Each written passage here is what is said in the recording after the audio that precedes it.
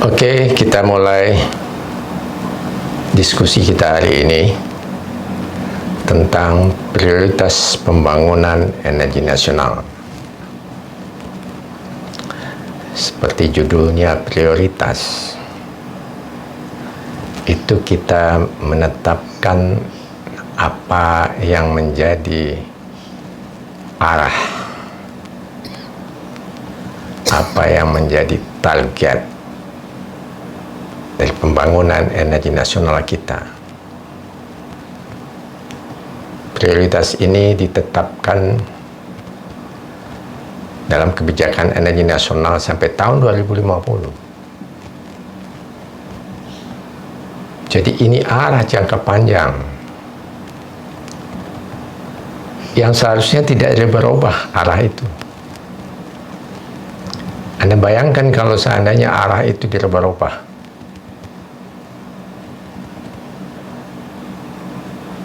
Bisa dirasakan bagaimana efektivitas dari pembangunan itu. Anda bisa ambil contoh. Kalau Anda sekarang sedang bekerja di PLN, itu selesai kuliah kerja di PLN, punya cita-cita mau jadi di PLN. Tentunya Anda susun rencana, saya harus punya karir seperti ini, harus punya prestasi. Tahu-tahu setelah 5 tahun Anda robah target itu, mau jadi pengusaha, buyar itu apa yang Anda susun tentang langkah-langkah, target-target antaranya. Jadi pengusaha dibuat lagi, harus punya modal, harus pengetahuannya tentang keekonomian. Dibuat lagi langkah-langkah yang akan dilakukan supaya menjadi pengusaha yang sukses. Setelah 5 tahun ada rombak lagi. Mau jadi dosen misalnya, untuk jadi dosen harus S3, kuliah dulu S3. Setelah Anda kuliah S3 selesai, robah lagi. Anda bisa bayangkan apa hasilnya jika arah itu selalu dirubah-rubah. Tidak akan efektif. Oleh karena itu, prioritas yang sudah ditetapkan dalam kebijakan energi nasional ini dibuat untuk 50 tahun ke depan. Membuatnya juga tidak sembarangan. 5 tahun kita diskusi untuk menentukan prioritas ini. 5 tahun. Baru kita sepakat. Dan yang menyusun ini ada anggota DEN, ada anggota DPR, pemerintah, stakeholder diminta masukannya. Jadi dalam menetapkan prioritas 50 tahun ke depan juga sesuatu usaha yang tidak mudah. Nah, kalau dirubah, ganti pemerintah, ganti prioritas, ini seperti Anda kerja yang pindah-pindah tadi. Dulu kita pernah punya program Solar Home System tahun 1985. Di saat orang belum, negara-negara belum banyak berpikir terhadap Solar Home System, BPPT sudah punya program Solar Home System. Tahun 1985. 40 tahun yang lalu, kurang 37 tahun yang lalu, solar system tidak diteruskan karena memang itu waktu itu belum ada prioritas ke arah sana. So Anda bayangkan kalau seandainya solar home system itu berlanjut sampai sekarang, wah kita mungkin jadi negara terdepan tentang sel surya. Tentunya kita buat industri setelah itu, karena kita butuh banyak sel surya. Gagal itu. Kita punya program nasional bahan bakar nabati yang dari minyak jara sudah dibagikan seluruh petani, bibit jara sudah ditanam, petani merubah tanamannya ke minyak jara. Gagal. Begitu gagal, ya udah, dana yang sudah dihabiskan itu hilang begitu saja.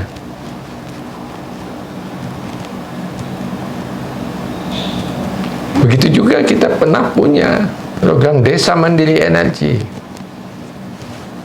Sudah banyak dana yang dikeluarkan untuk itu, memberikan mesin-mesin untuk kilang-kilang kecil,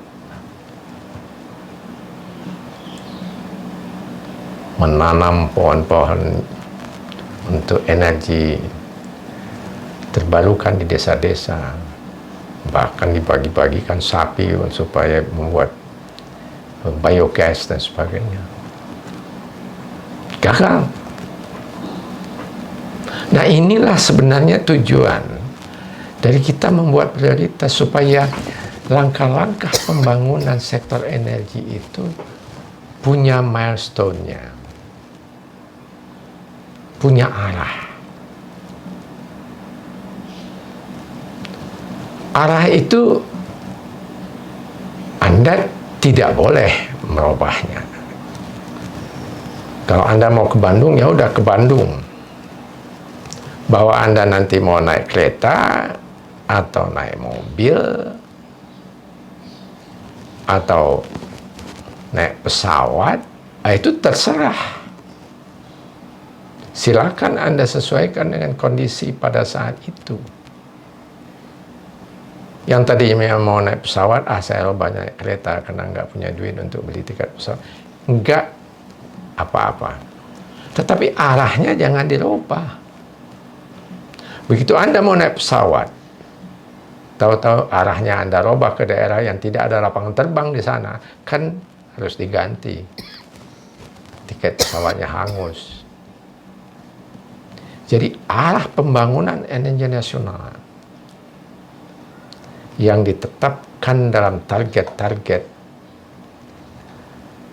yang merupakan prioritas, jangan dirubah. Kalau itu dirubah, Anda akan melakukan usaha yang sama lagi, harus berdiskusi lagi, berargumentasi lagi. Karena pernah di dalam kuliah sebelumnya bahwa untuk menyatukan pemikiran dari banyak kepala nggak gampang. Begitu kita sudah berhasil sepakat, kita harus gunakan itu. Kita harus tetap kepada arah itu. Ingat, ini bahwa hanya arah. Jangan dirubah arah itu. Nah, itulah yang akan kita diskusikan hari ini tentang prioritas pembangunan energi nasional yang merupakan arah pembangunan energi nasional. Kita sudah tetapkan arah pembangunan kita, nomor satunya energi terbarukan. Ya, kita stick di situ, kita tetap di situ.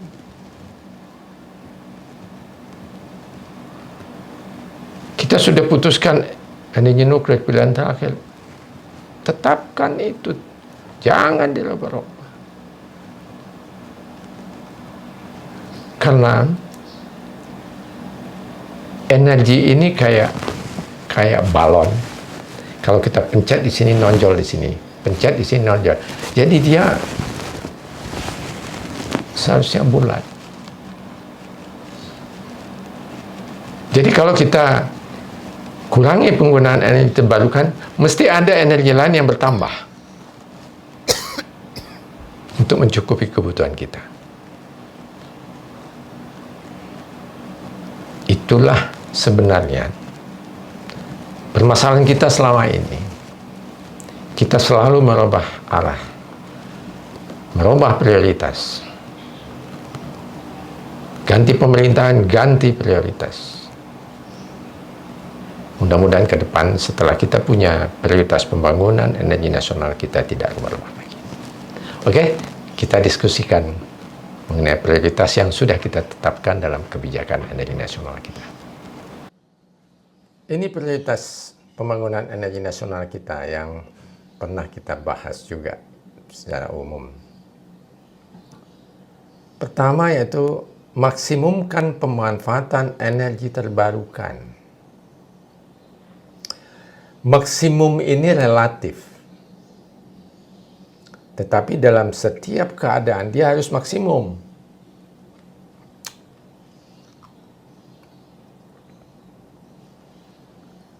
Itu dia yang pertama, prioritas kita. Energi terbarukan harus diutamakan, dimaksimumkan pemanfaatannya. Bahwa maksimumnya baru 20% ya nggak apa-apa, tapi maksimum. Kemudian minimumkan penggunaan minyak. Minimumkan, kurangi sekecil mungkin. Seperti maksimum tadi, tambah semampu kita. Minyak kurangi semampu kita. Kemudian kita optimalkan penggunaan gas bumi. Kalau optimal ini variabelnya tidak sama dengan maksimum walaupun arahnya sama. Maksimum itu lebih kepada kuantitatif. Kalau optimal itu lebih kepada kualitatifnya. Walaupun kadang-kadang bisa disamakan dalam hal-hal tertentu. Saya sudah berusaha secara optimal, saya sudah berusaha secara maksimum. Tetapi dalam hal-hal tertentu, dia sudah optimal tapi belum tentu maksimum hasilnya.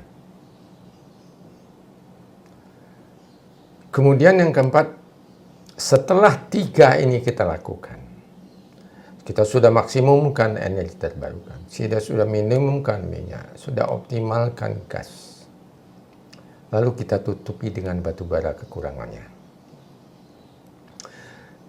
Sehingga batubara ini menjadi andalan pasokan energi nasional kita. Jangan ini kita ikut-ikutan negara lain bahwa kita akan mengurangi penggunaan batu bara. Karena ini merupakan andalan kita. Nah, kalau andalan itu kita kurangi, sudah tidak menjadi andalan. Itu sama dengan merubah arah. Nah, kalau andalan ini juga sudah tidak mampu, energi nuklir menjadi pilihan terakhir kita. Jadi energi nuklir bukan kita larang, tetapi dia menjadi pilihan terakhir. Nah, kalau kita sudah nyatakan bahwa sampai tahun 2050 kita cukup dengan 4 yang pertama itu, tentunya nuklir tidak menjadi pilihan kita, karena kita masih punya batu bara. Kita masih punya energi terbarukan sudah dimaksimumkan, minyak sudah dikurangi, gas sudah kita optimumkan, kita tutupi dengan batu bara. Jadi nuklir tidak dipilih. Jadi bukan berarti pilihan terakhir itu setiap saat kita evaluasi. kita buat perencanaan jangka panjang, kita lihat, oke, batu bara akan masih cukup bisa menutupi kekurangan yang lain. Ya udah, tidak ada nuklir di situ. Itu makna pilihan terakhir itu. Setelah yang lain tidak bisa lagi mencukupi. Tetapi bukan berarti kita tidak mempersiapkan. Kita perlu mempersiapkan, perlu kita menguasai teknologi itu. Tetapi yang di sini adalah menerapkan teknologi nuklir sebagai energi, itu yang kita diskusikan di sini. Bukan penguasaan teknologi nuklir. Kita perlu menguasai teknologi nuklir.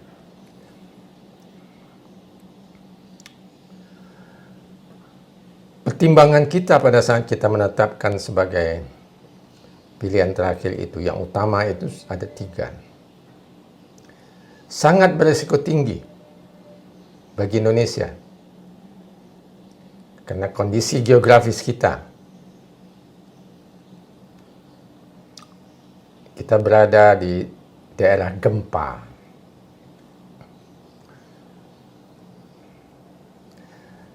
Daerah yang kuning ini adalah daerah gempa yang disebut dengan the Ring of Fire. Banyak daerah pergunungan. Kita lihat, daerah kita daerah gempa, masuk di area yang kuning itu. Tapi kalau kita lihat, Jepang, Korea, dia berada di daerah gempa. Kenapa dia mempunyai energi nuklir? Kenapa dia menerapkan? Karena dia tidak punya alternatif. Sehingga dari dulu dia kuasai itu teknologi itu.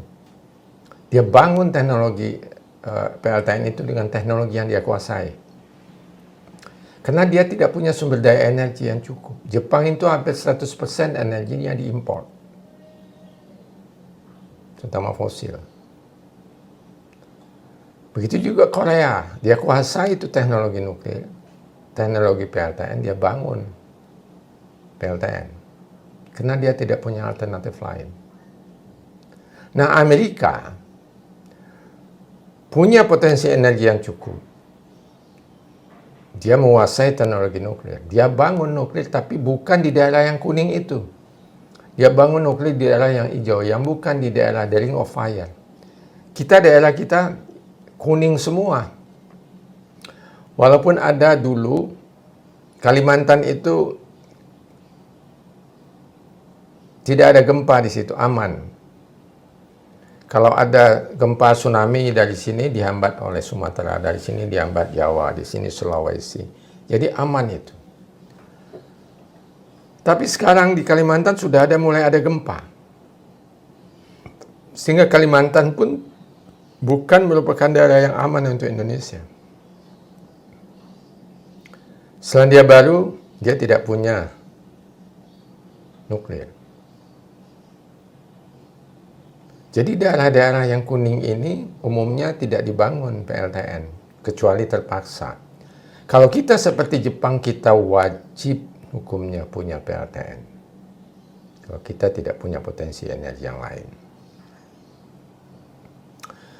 Pertimbangan kedua, pembangunan PLTN di Indonesia akan lebih mahal. Karena berada di daerah gempa, kita masih akan menggunakan teknologi asing. Dan akan selalu mengimpor uranium, karena kita tidak punya uranium yang ekonomis untuk ditambang.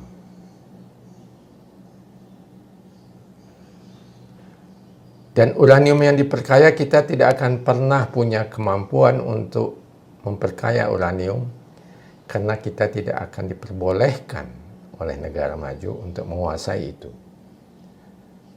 Karena kalau kita bisa menguasai teknologi pengayaan uranium, kita bisa membuat bom nuklir. Sehingga kita tidak akan diperbolehkan. Iran Dia membangun PLTN sekalian membangun kemampuan pengayaan uranium. Dilarang oleh negara maju. Dia membangkang. Diancam akan dibom reaktornya kalau diteruskan membangun kemampuan untuk pengayaan uranium. Dia tidak peduli. Dia ancam balik. Kalau kalian ganggu, kalian bom reaktor kami akan stop supply gas ke Eropa, ke negara lain. Tidak ada yang berani sampai sekarang. Korea Utara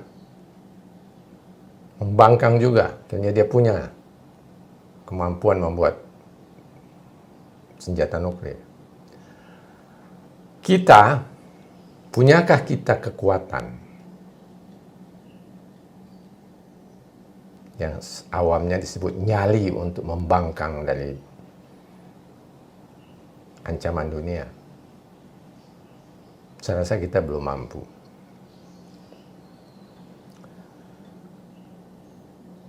Dan apabila nuklir ini dibangun, subsidi listrik akan bertambah karena harga energi listrik dari PLTN sekarang lebih mahal daripada PLTU dan lebih tinggi daripada harga jual listrik kita yang ditetapkan pemerintah. Sehingga kalau kita membangun PLTN, subsidi akan bertambah. Banyak yang menyatakan PLTN itu murah. Tidak, itu dulu. Sebelum orang sadar bahwa tingkat keamanannya harus tinggi. Begitu tingkat keamanannya dibuat tinggi sekali, memang harus tinggi sekali, dia jadi mahal. Perlindungannya harus berlapis-lapis. Kesalahannya harus zero error. Karena kalau terjadi kesalahan, meledak, bocor, fatal. Sehingga supaya tidak terjadi itu, dibuatlah proteksi, dibuatlah desain, dibuatlah peralatan kontrol yang luar biasa berlapis-lapis. Sehingga jadi mahal PLTN itu. Dan kalau kita import, kita menggunakan teknologi orang lain, kita akan tergantung kepada negara lain. Jepang saja, begitu PLTN Fukushima meledak, sampai sekarang dia belum bisa mengatasi. Padahal sudah dibantu oleh seluruh dunia. Dan dia punya kemampuan untuk membagikan peralatan detektor kepada masyarakat yang terkena. Supaya di area tertentu, kalau dia mau minum, dia tes dulu air itu. Kalau dia mau masak sayur, buah, dia tes dulu. Karena dia punya teknologi untuk itu. Kita tidak punya teknologi. Bisa dibayangkan kalau terjadi di Indonesia. Orang tidak akan datang ke Indonesia karena orang tahu bahwa Indonesia tidak punya kemampuan untuk mendeteksi, untuk mengurangi radiasi. Barang-barang kita tidak akan dibeli oleh negara lain. Turis tidak akan datang. Jepang saja di saat Fukushima, itu restoran sashiminya, restoran Jepang sashimi yang ada ikan, itu nggak laku. Yang ada seafoodnya, udang. Nggak mau orang makan. Termasuk di Jepang sendiri. Di Fukushima itu di radius 20-30 km itu boleh bertanam sekarang ini. Setelah dikikis tanahnya sekitar 20 cm. Kikis lalu boleh bercocok tanam karena daerah Fukushima itu subur. Nah itu semua tanaman ikan yang berasal dari daerah Fukushima itu harus dikasih tahu di paketnya bahwa ini adalah produksi dari Fukushima. Dijual tapi ditulis di sini, ini beras dari Fukushima. Tidak ada radiasi lagi beras itu karena saya melihat langsung Setiap karung beras itu dideteksi dengan peralatan detektor. Bukan random. Misalnya dari sekian juta karung, random diambil 100 dites, yang lainnya tidak dites. Ini tidak. Setiap karung dites. Mampukah kita seperti itu? Kita tidak mampu seperti Jepang. Kita tidak punya teknologi. Kita tidak punya cukup dana. Coba bayangkan pada saat Fukushima terjadi. Itu sekitar 600 juta US dollar.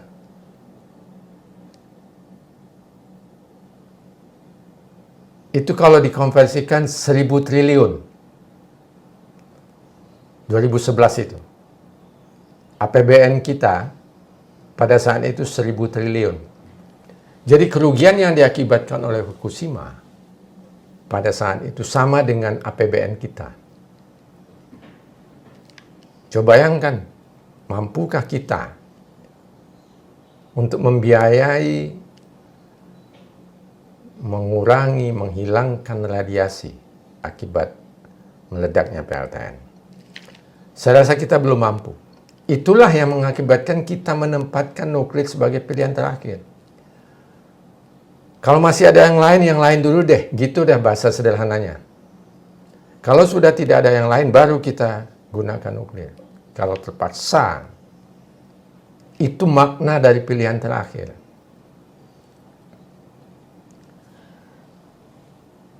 Yang paling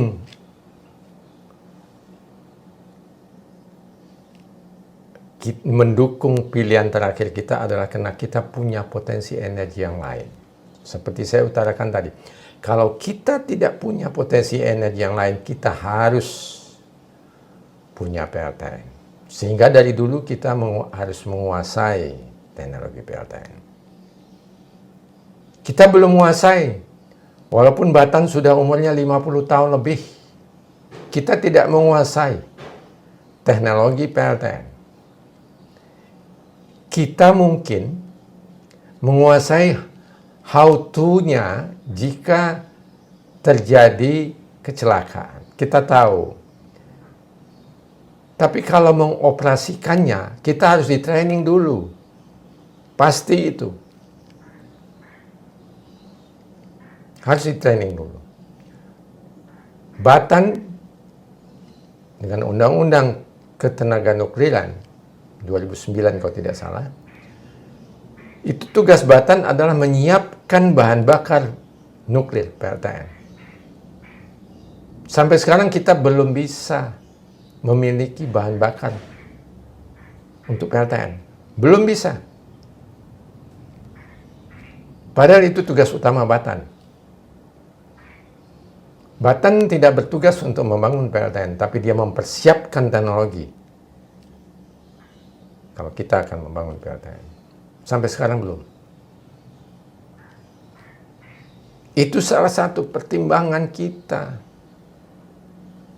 Banyak informasi bahwa kita akan punya uranium. Punya potensi uranium. Kita tidak punya potensi uranium yang ekonomis. Karena untuk mengambil uranium dari pasir-pasir itu, dari dalam bumi, itu membutuhkan suatu proses dengan teknologi yang tinggi, yang biayanya besar. Jadi kalau kita gunakan uranium yang kita miliki, itu biaya produksinya lebih mahal daripada harga uranium di luar. Sehingga kita akan import. Itu tidak banyak yang tahu. Karena salah informasi selama ini. Nah, teknologi nuklir itu ada 3. Untuk persenjataan, untuk pertanian dan kesehatan, dan untuk energi. Masing-masing itu pertimbangannya beda-beda. Kalau untuk persenjataan, risikonya tinggi. Kalau bisa diledakkan. Kalau untuk pertanian, risikonya kecil pada limbahnya. Untuk kesehatan. Untuk energi, risiko tinggi jika terjadi kecelakaan. Ini yang sering. Orang menyatakan, itu kan jika terjadi. Kalau kita nyatakan bahwa kita belum mampu, lalu dinyatakan, Anda tidak mempercayai bangsa sendiri. Lagi-lagi, kalau kita Korea, kalau kita seperti Jepang, kita harus memiliki. Mungkin karakter kita berbeda. Kita akan hati-hati seperti Jepang, Korea. Karena kita memang semuanya ada, kita tidak terlalu hati-hati jadinya. Pintu kereta api aja sering tidak ditutup, sehingga orang lewat terjadi tabrakan. Itu ketidakhati-hatian dari penjaga pintu kereta. Padahal ada penjaga pintu kereta. Nah itu dia. Bukan kita merendahkan bangsa kita sendiri, tapi kita memang tidak terpaksa sekali untuk hati-hati karena kita punya semuanya.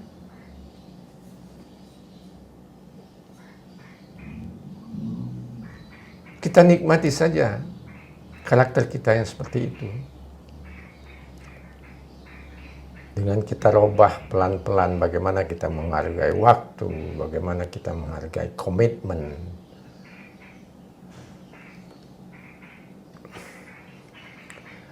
Dari tiga ini, nuklir untuk persenjataan, saya menyatakan diperlukan jika dimungkinkan. Kita perlu, kalau boleh kita membangun kemampuan membuat senjata nuklir, kita perlu itu. Ini yang banyak diinginkan oleh orang yang salah persepsi. Saya pernah dinyatakan di DPR. Kalau kita punya PLTN, kita akan dihargai orang lain. Salah. Itu maksudnya senjata nuklir, saya rasa. Tapi kalau kita punya PLTN, itu menjadi titik lemah kita dalam pertahanan negara.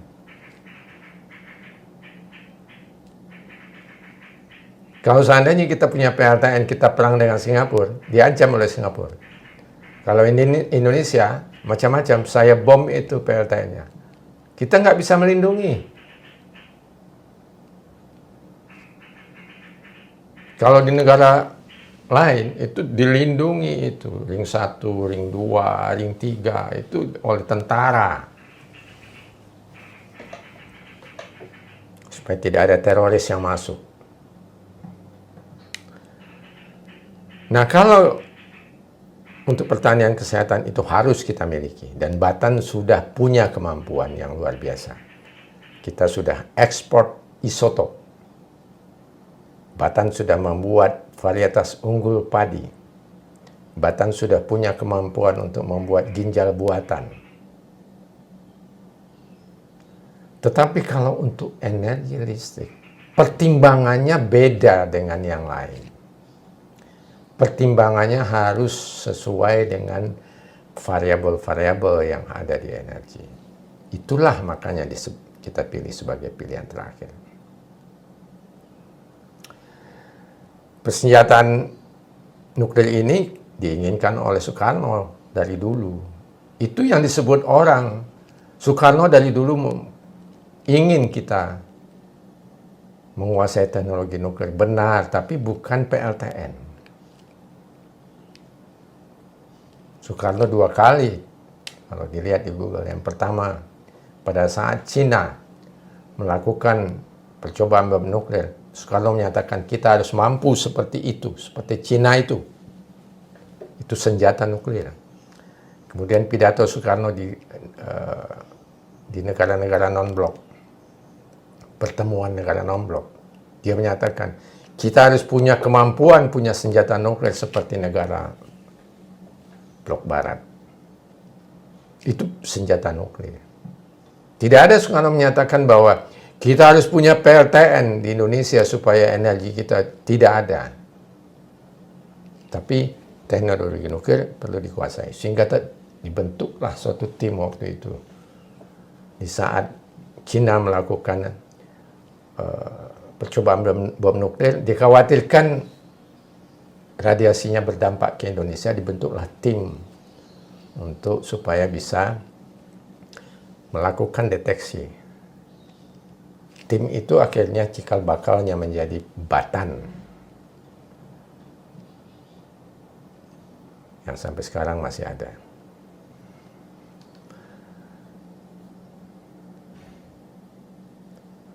Nah, kebijakan tentang energi nuklir ini di Indonesia, yaitu prioritas pembangunan energi nasional menempatkan energi nuklir pilihan terakhir. Kemudian yang kedua, jika PLTN dibangun sebagai pilihan terakhir, investor PLTN harus menanggung seluruh ganti rugi kepada pihak ketiga akibat kecelakaan nuklir. Mengapa ini ditetapkan dalam KEN? Karena negara pasti tidak mampu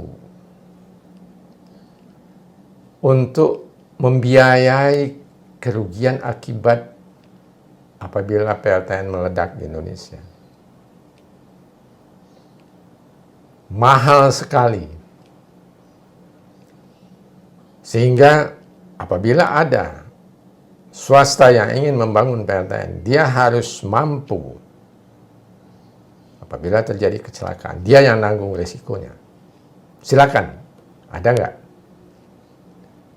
Yang pasti tidak ada satu perusahaan asuransi pun yang mau menerima asuransi PLTN di dunia ini.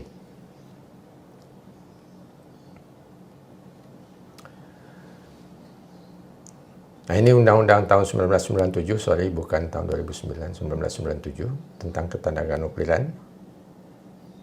Tugas Batan yang harus diselesaikan sebelum membangun PLTN ada 5. Tapi 3 dan 5 itu harus diselesaikan sebelum membangun PLTN, yaitu produksi bahan baku untuk pembuatan dan produksi bahan bakar nuklir. Jadi bahan bakunya dan bahan bakar nuklirnya.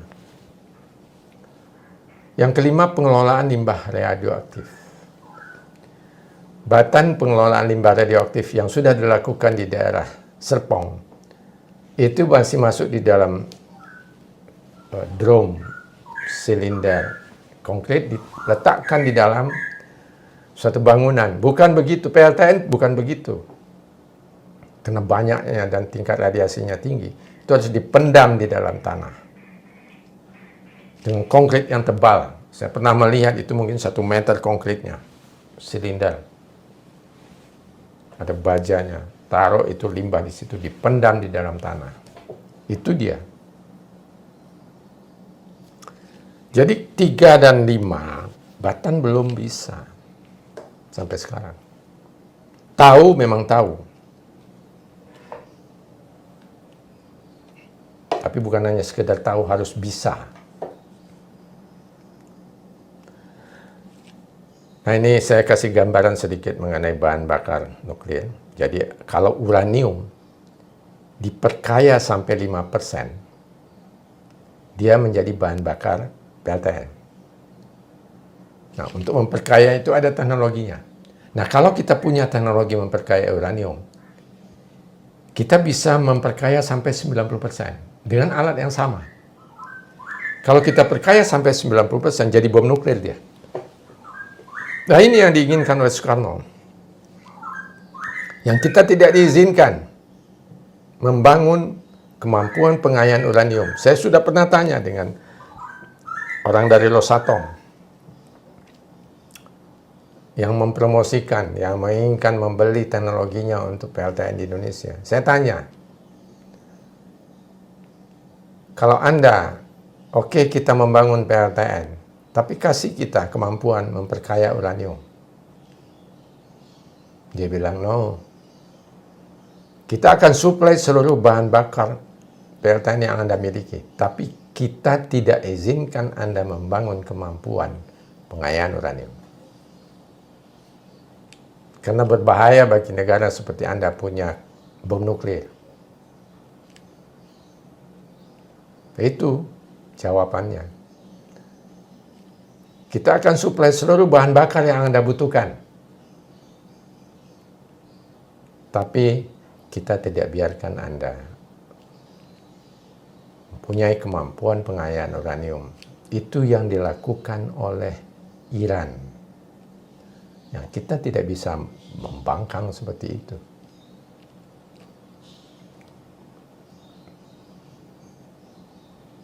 Catatan tambahan, secara definisi, energi nuklir itu di Indonesia adalah energi baru, sehingga EBT itu energi baru terbarukan. Jadi energi terbarukan sama levelnya dengan energi nuklir di Indonesia. Satu-satunya negara di dunia yang menyatakan energi nuklir adalah energi baru sekarang ini. Dulu mungkin iya, 30 tahun yang lalu. Kalau sekarang bukan energi baru lagi nuklir itu, tapi kita masih menempatkan nuklir sebagai energi baru.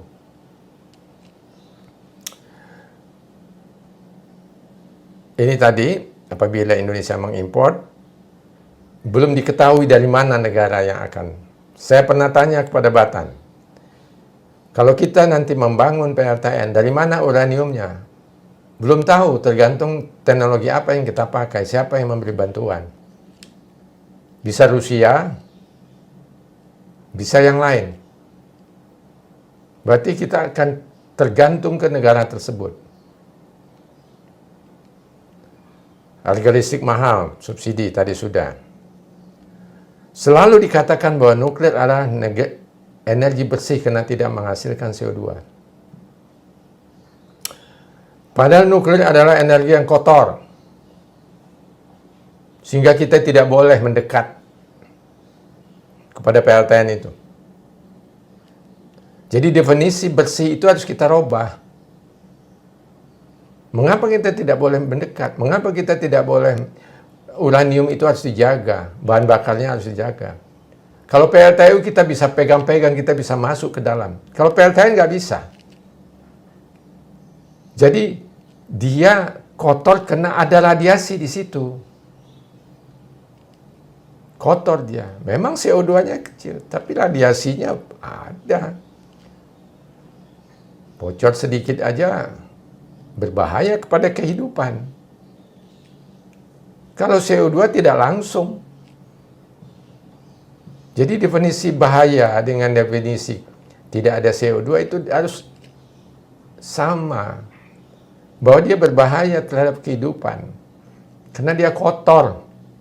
Kotornya itu bukan karena CO2, karena radiasi. Radiasi itu kotor. Dalam arti kotor merusak kehidupan. Manusia, binatang, tumbuh-tumbuhan. Teknologi PLTN itu sudah aman. Saya berkali-kali menyatakan teknologi PLTN itu sudah aman. Kalau ada reaktor dihantam oleh Boeing yang jatuh, tidak akan pecah reaktor itu, aman.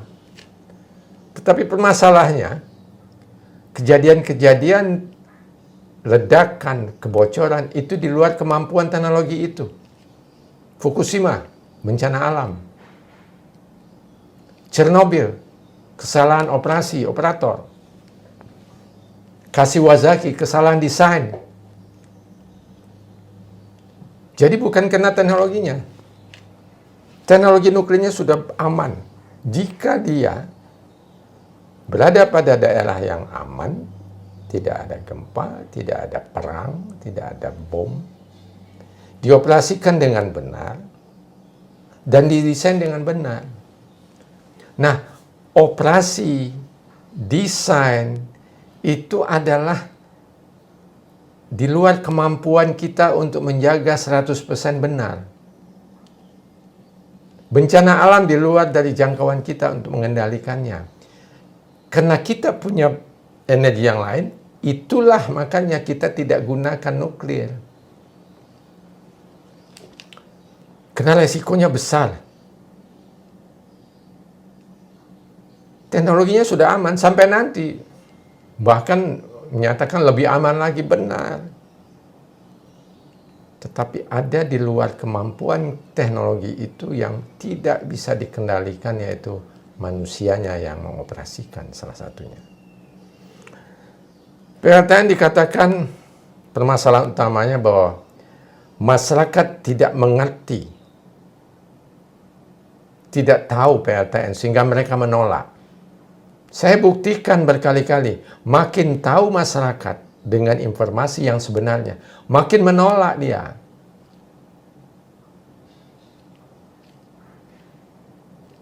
Banyak.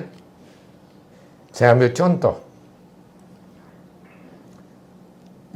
Pada saat bubble, Pemda Bubble ingin membangun PLTN, saya tanya, mengapa Anda, Pemda Bubble, mau membangun PLTN? Dia nyatakan, kami mau membangun PLTN dengan bahan bakar thorium. Kalau bahan bakar uranium, enggak mau kami. Berbahaya, karena thorium itu kita punya potensi, Bubble. Tetapi dia tidak tahu bahwa yang akan dibangun itu adalah PLTN uranium di Bubble. Setelah tahu, yang tahu itu menolak. Coba bayangkan informasi yang diberikan oleh pemerintah Bubble bahwa yang akan dibangun PLTN di sana adalah PLTN thorium. Sehingga mereka mau. Begitu dikasih informasi yang sebenarnya uranium, mereka nggak mau. Catatan berikutnya, informasi yang salah. Sebenarnya ini bukan salah, tetapi misleading. Coba bayangkan, apabila potensi kita 34.000 ton, 34.112 ton uranium, dinyatakan potensinya begitu. Batan menyatakan. Lalu kalau dibangun 1.000 megawatt, itu 170 tahun baru akan habis itu. Coba bayangkan, kebutuhan pembangkit kita besar. Jadi kalau kita bangun 10.000, itu tinggal 17 tahun.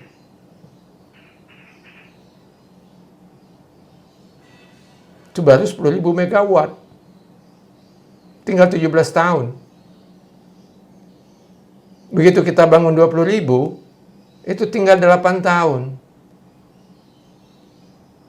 Tetapi karena kadang-kadang pengambil keputusan hanya melihat tabel ini, oh tahan 170 tahun, itu yang dia lihat. Karena dia tidak mengerti 1.000 megawatt itu kecil bagi suatu negara. Lalu nyatakan thorium kita bisa 75 tahun. Untuk 1.000 megawatt juga. Nah ini misleading. Dan ini yang ditampilkan di mana-mana pada saat pengambil keputusan mencari informasi. Ini yang selalu selama saya di DEN saya nyatakan ini salah. Mohon ini jangan diteruskan menyebarkan ini, dan Kementerian SDM dan Batan berjanji tidak akan menyebarkan ini lagi. Ya, ini yang selama ini misleading. Sehingga orang baca, waduh 170 tahun berarti banyak. Ini satu lagi, misleading. Ini adalah potensi energi kita. Resources-nya ini yang di tengah, kalau air 75 megawatt, itu baru digunakan 4.200. Ini data 2009. Kalau geothermal 27.500 megawatt, itu baru dipakai 1.052 megawatt. Nah, begitu nuklir, kita punya potensi 24.112 ton. Itu seolah-olah baru dipakai 30 megawatt. Ini salah. Tidak ada 1 gram pun potensi PLTN kita yang digunakan untuk reaktor yang kita miliki 30 megawatt. Itu satu kesalahannya. Tidak ada 1 gram pun. Nah, dari sini seolah-olah sudah digunakan. Itu satu kesalahan. Kesalahan yang kedua, 30 megawatt itu tidak menghasilkan listrik 1 watt pun. Seolah-olah kita sudah punya reaktor 30 megawatt. Tidak. Reaktor yang kita miliki di Bandung, di Jogja, di Serpong, tidak menghasilkan listrik 1 watt pun. Itu adalah reaktor penelitian yang kita bisa lihat ke dalam reaktor. Terlihat airnya di situ, kita lihat rod-rod batang-batang uranium. Kalau PLTN yang sebenarnya nggak boleh, mendekat aja kita tidak boleh. Jadi ini misleading. Ini seolah-olah oke, kita sudah punya pengalaman 50 tahun punya reaktor PLTN 30 megawatt. Padahal kita tidak punya reaktor PLTN. Sehingga orang yang tidak tahu menyatakan Batan punya pengalaman puluhan tahun punya reaktor. Beda reaktornya. Ini juga saya minta kepada Kementerian SDM. Jangan sebarkan ini lagi.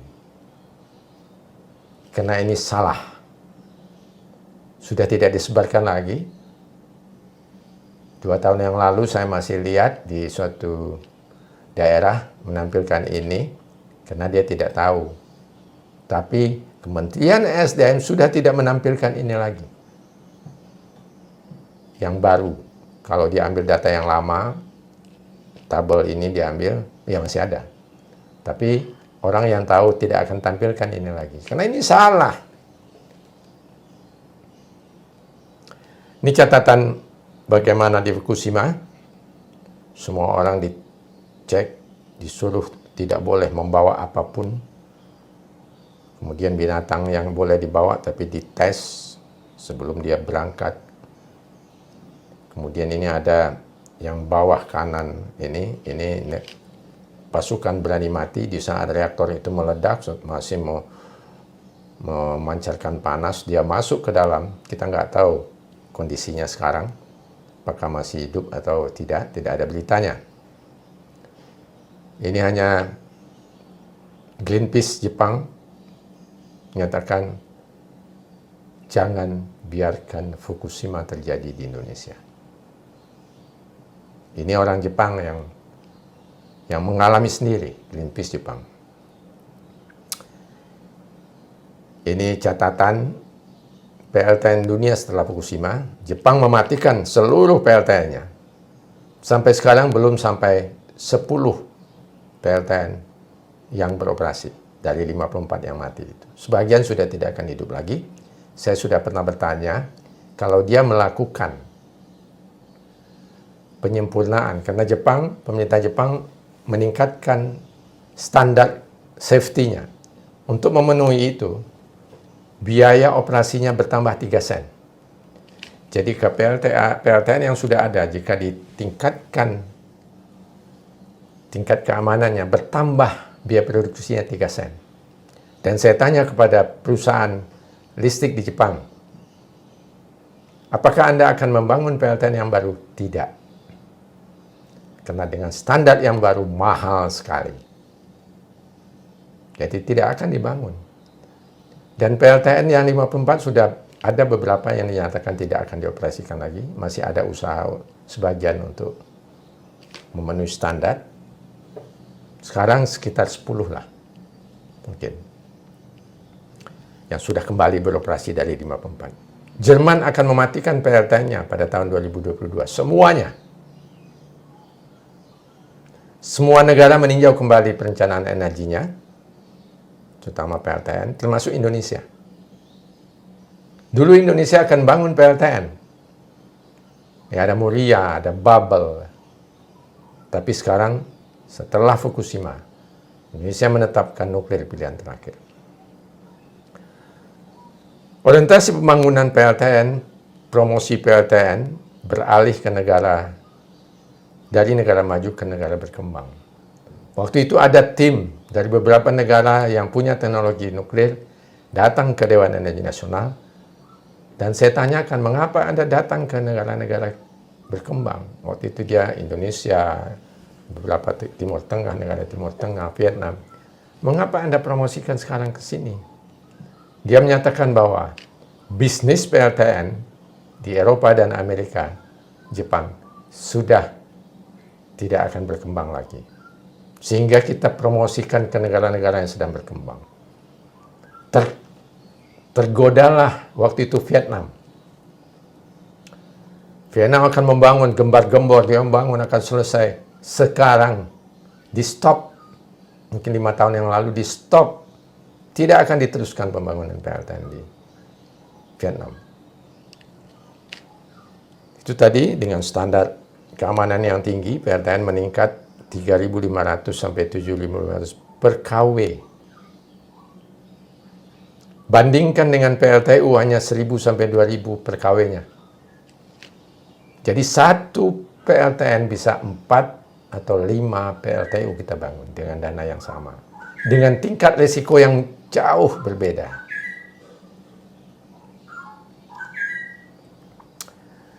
Catatan saya kepada kalian, terutama yang masih muda-muda, yang mungkin pada satu saat akan menjadi pengambil keputusan. Tidak ada masalah terhadap keputusan PLTN oleh pengambil keputusan yang bertanggung jawab. Tapi berikanlah informasi dan data yang benar dan sebenarnya kepada pengambil keputusan. Sehingga di saat pengambil keputusan mengambil keputusan dia berdasarkan data yang benar. Ini tidak terjadi di Indonesia. Sebelum Pak Habibie menjadi presiden, dia mempromosikan PLTN. Kita harus punya PLTN. Tetapi setelah dia jadi presiden akan mengambil keputusan karena dia tahu bahwa data informasi yang diberikan tidak benar, dia nyatakan tunda pembangunan PLTN. Padahal itu peluang emas untuk membangun PLTN di Indonesia di saat Pak Habibie menjadi presiden. Karena dia orang yang menguasai teknologi, dia yang selama ini mempromosikan PLTN, dia jadi presiden. Dia bisa ketok palu waktu itu, bangun PLTN. Dan orang mungkin akan lebih percaya karena dia menguasai teknologi. Tetapi dia tidak lakukan. Karena dia tahu informasi yang ada sama dia, bukan informasi yang benar. Sehingga dia nyatakan, tunda pembangunan PLTN di Mulia. Maka tertundalah itu sampai sekarang tidak dibangun di sana. Saya rasa sampai di sini perkuliahan kita. Saya hanya ingin menggambarkan bagaimana kita seharusnya menjalankan perencanaan yang sudah ditetapkan dalam KEN energi nasional kita. Anda, saya yakin salah satu di antara Anda nanti akan menjadi pengambil keputusan. Ambillah keputusan dengan data dan informasi yang benar. Sekian ya, sampai ketemu kita di perkuliahan yang akan datang.